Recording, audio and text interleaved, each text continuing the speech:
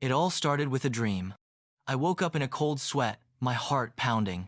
My wife, Hwang-kyu, lay beside me, her breathing steady, but something felt off. I couldn't shake the feeling that something was wrong.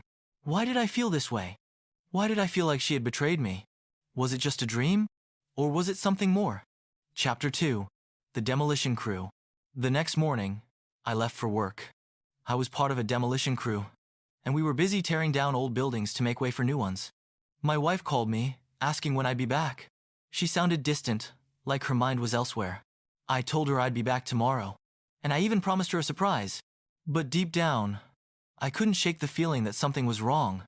Chapter 3. The Raincoats. When I got home, I noticed 2 adult raincoats hanging downstairs. I remembered my wife saying she had bought a red raincoat for our daughter, Candy. But these were different. I asked her about it, and she said Candy's raincoat was broken, so she had to get an adult one. It didn't sit right with me. Why would she need 2 adult raincoats? Chapter 4. The Axe. That night, I couldn't sleep. I grabbed an axe and went back home early, without telling my wife. When I arrived, I was convinced there was someone else in the house. I searched every room, even Candy's. My wife begged me to stop, saying I was scaring our daughter. But I was convinced she was hiding something or someone. Chapter 5. The Pantyhose. In the heat of the argument, I found a pair of torn pantyhose. My wife claimed she had glued them back together because we couldn't afford new ones. But I wasn't convinced. Why would she keep torn pantyhose? Was she hiding something from me? The tension between us was growing, and I didn't know how to fix it. Chapter 6. The Neighbor's Complaint. Our upstairs neighbor came down, furious that we were making so much noise in the middle of the night. I apologized, but my mind was elsewhere. I couldn't stop thinking about the raincoats, the pantyhose, and the feeling that my wife was hiding something from me. Was I overreacting, or was there really something going on? Chapter 7. The 7th Anniversary. Our 7th wedding anniversary was coming up, and I wanted to make things right. I promised my wife a new bag and told her I trusted her completely. But the doubts lingered. I couldn't shake the feeling that she was keeping secrets from me. I wanted to believe her, but something inside me couldn't let it go. Chapter 8. The Stamp on Her Back. One night, I noticed a strange stamp on my wife's back. She said it was from a game at a company dinner, but the stamp had the word remote on it. I didn't understand what it meant, but it made me even more suspicious. Who had stamped her back? And why? Chapter 9. The Rolex Watch. I discovered that my wife had bought an expensive Rolex watch.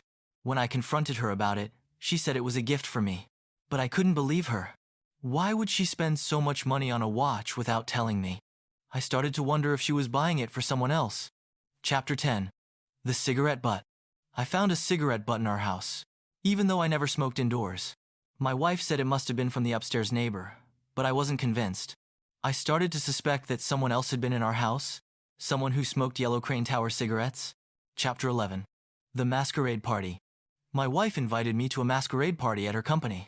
I decided to go, hoping to find out more about her colleagues. At the party, I met her boss, Chen Jianye. He was wearing a Rolex watch, just like the one my wife had bought. I couldn't help but wonder if there was a connection. Chapter 12. The Confrontation. I confronted Chen Jianye at the party, accusing him of having an affair with my wife. He denied it, but I wasn't convinced. My wife begged me to stop, saying I was embarrassing her, but I couldn't let it go. I needed to know the truth. Chapter 13. The Abandoned Factory. I followed my wife and Chen Jianye to an abandoned factory. I was convinced they were meeting there to hide their affair, but when I confronted them, they denied everything. My wife said she was there to discuss a business deal, but I didn't believe her. I felt like I was losing my mind. Chapter 14. The Lake. In a fit of rage, I pushed Chen Jianye into the lake behind the factory. I thought I had killed him, but he survived. My wife begged me to stop, saying I was destroying our family. But I couldn't stop. I felt like I had been betrayed in the worst possible way. Chapter 15. The Truth Revealed. In the end, I discovered the truth. My wife had been having an affair with Chen Jianye, and they had been planning to kill me to get the demolition money from our old house. I felt like my world had been shattered, but I knew I had to protect our daughter, Candy. I couldn't let her grow up in a broken home. Epilogue. A new beginning. I filed for divorce and took custody of Candy. My wife and Chen Jianye were arrested for their crimes. It was a painful journey, but I knew I had to move on for the sake of my daughter. I learned that trust is fragile, and once broken, it's hard to repair. But I also learned that I had the strength to rebuild my life, no matter how hard it seemed.